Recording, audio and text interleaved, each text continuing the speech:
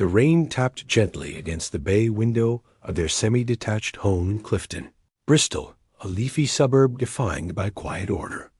Inside, Emily, 20 years old, a university student, found the source of her defiance, the red dress. It wasn't just red.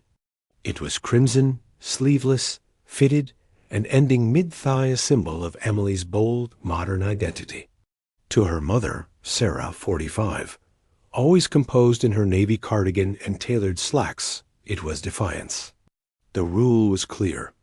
Do not wear that dress to Sunday dinner with Gran, 70. Emily had mumbled agreement, but now, alone, she wrestled with the chains of old-fashioned expectation. As the scent of rosemary and thyme from the Sunday roast filled the house, Emily made her choice.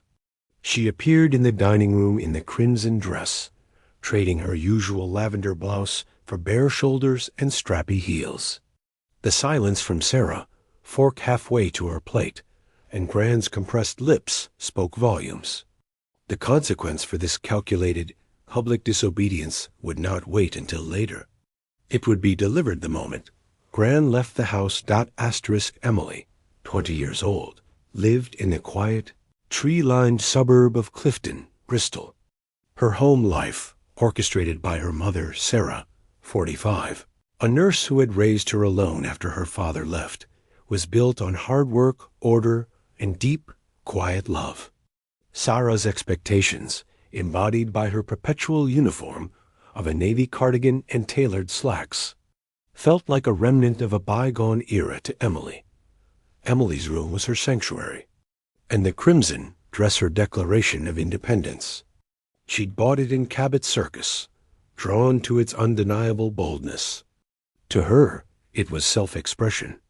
To Sarah, it was a calculated rejection of familial dignity. Sarah, 45, had seen it 2 days prior. "You are 20 years old, Emily, and you are not wearing that to Sunday dinner," she'd stated flatly. "Not with your Gran, 70, coming. It's inappropriate for the setting." "Gran's seen shorter dresses on Instagram, Mom," Emily had argued, her dark hair swinging with her impatient eye roll. "It's not about what she's seen. It's about what you choose to show," Sarah replied, her voice low. "There's a difference between modern confidence and disrespectful provocation." Emily mumbled agreement just to end the tension, but her private conviction hardened. "It's just fabric. Why does it matter so much?" She admired her mother, but felt stifled by expectations that moved slower than the world outside. As the scent of the rosemary and thyme roast began to permeate the house, the atmosphere became charged. The dining table was set with good china-white plates with delicate gold rims and cloth, napkins folded into fans. Gran, 70, silver-haired and sharp-eyed, arrived precisely on time, wearing her customary lilac twin set and pearls. Her gaze, sharper than ever, flickered towards the hallway the moment Emily finally appeared. The ensuing silence was deafening. Emily, 20, stood in the doorway, dressed in the forbidden crimson dress. She had swapped her usual dark jeans and boots for strappy heels, her lavender blouse for bare shoulders and a plunging neckline. "Evening," Emily said, forcing a brittle cheerfulness into the silent room as she took her seat. Sarah, 45, froze, fork halfway to her mouth. Her expression was cold, measured disappointment. "Emily, go change now." "I'm fine, Mom. It's just dinner." "It's not just dinner," Sarah replied, her voice dropping to a low pitch edged with steel.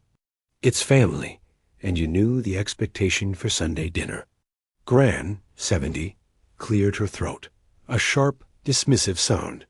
Young people today, so eager to shock. The rest of the meal passed under a mantle of tension. Talk about the weather, Emily's university schedule, the neighbor's Labrador all-stiff conversation, designed to mask the elephant in the room, Emily's willful disobedience, when Gran, 70, finally departed. Wrapped in her wool coat and murmuring about changing times, Emily exhaled in relief. But Sarah didn't move from the doorway, Living room, now. Emily's 20 stomach dropped. The living room, particularly the study, was reserved for serious talks. It was lined with classics and nursing textbooks. The oak desk, a place for structure and accountability. Emily stood near the leather armchair, arms crossed, attempting to regain her previous defiance. This is ridiculous. I'm 20, not 12. You're 20, Sarah, 45, confirmed, closing the door softly. And you chose to blatantly disobey a clear rule in front of your grandmother. That wasn't just about a dress, Emily. It was about respect for the social contract of this family. I didn't mean to disrespect you, but you did. And consequences follow choices, Sarah interrupted, picking up the smooth wooden hairbrush from the oak desk. Its handle was worn smooth from years of use, a relic of her own strict Yorkshire upbringing. Emily's breath hitched. This was real. Bend over the arm of the sofa, Sarah instructed, her voice calm but unyielding. Emily, 20, hesitated. Pride burned in her chest, urging her to refuse, to storm out, to cling to the self-righteousness of her age. But something in Sarah's 45 eyes, a deep, visible sorrow beneath the firmness, made her obey. She placed her hands on the plush armrest of the sofa and bent forward, her heart pounding against her ribs. The first stroke landed with a sharp thwack. Emily gasped, the stinging heat blooming instantly through the thin fabric of the crimson dress. It wasn't unbearable, but it was profoundly real. She bit her lip, desperate not to cry. The second stroke followed, just as firm. Then the third, each one deliberate, measured, not fueled by anger, but by resolute accountability. The pain was sharp, immediate, demanding her full, non-negotiable attention. By the fourth stroke, tears welled in Emily's eyes, not just from the sting, but from the crushing weight of her own recklessness. She had wanted to prove a point about freedom, but all she had achieved was wounding the person who loved her most. Do you understand why this is happening? Sarah, 45, asked after the fifth stroke, her voice softer now, having delivered the lesson. Emily, 20, nodded, tears finally spilling over. Yes, I'm sorry. I chose to provoke. The sixth and final stroke landed a clear, firm full stop to the rebellion. Sarah set the hairbrush down gently on the oak desk. She didn't scold or gloat. Instead, she knelt beside Emily, placing a warm hand on her back, directly over the radiating heat. I don't enjoy this, Emily, she whispered, but I love you too much to let you think that disrespect has no cost in a mature relationship. Emily, 20, turned instantly, burying her face in her mother's shoulder, sobbing. The regret, the shame, and the sudden clarity that her harmless rebellion had carried real weight hit her harder than any brush ever could. In the quiet study, surrounded by books and the faint scent of Earl Grey, something fundamental shifted. Not just discipline, but a profound necessary understanding of dignity. Later that night, Emily sat cross-legged on her bed in her usual soft lavender pajamas. The crimson dress lay discarded on the floor, its boldness now seeming childish, foolish. A gentle knock came at the door. Sarah, 45, entered with 2 mugs of tea Earl Grey with honey, just how Emily liked it. She sat on the edge of the bed, handing her the mug. I didn't mean to embarrass you, Emily whispered, staring into the steam. I know, Sarah said, her voice warm. But growing up isn't just about choosing your clothes. It's about learning when to stand out and when to stand with people. You chose to push away the people who matter most. Emily nodded, absorbing the lesson. I'll wear something proper next time. Something that shows I respect the effort you make for Gran. Sarah smiled faintly. I'd like that, my 20-year-old. The next morning, sunlight streamed through the same bay window, illuminating the dust motes dancing in the air. Emily, 20, rose and went to her wardrobe. She folded the crimson dress carefully, placing it in the very back, behind winter scarves and old uniforms. It wasn't discarded, but properly contextualized. A choice for a different time, a different setting. Instead, she chose a cream blouse and dark trousers, modest, professional, but still entirely her style. It was a conscious choice of respect over provocation. At noon, she met Sarah, 45, at their favorite cafe near the Clifton Suspension Bridge. They shared scones with clotted cream, another quiet ritual of their relationship. They talked about her upcoming exams, about Sarah's work schedule, and laughed about a seagull that stole someone's sandwich outside. There was no mention of the dress or the hairbrush. Their conversation flowed naturally, built on the quiet understanding that their bond had been severely tested and the necessary cost had been paid. The discipline had worn the face of love.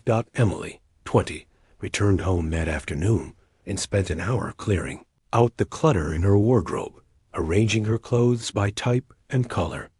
The act was a physical manifestation of the internal shift. She understood that respect wasn't a restriction. It was a form of mature self-governance. In the weeks that followed, Emily's focus and communication with Sarah improved noticeably.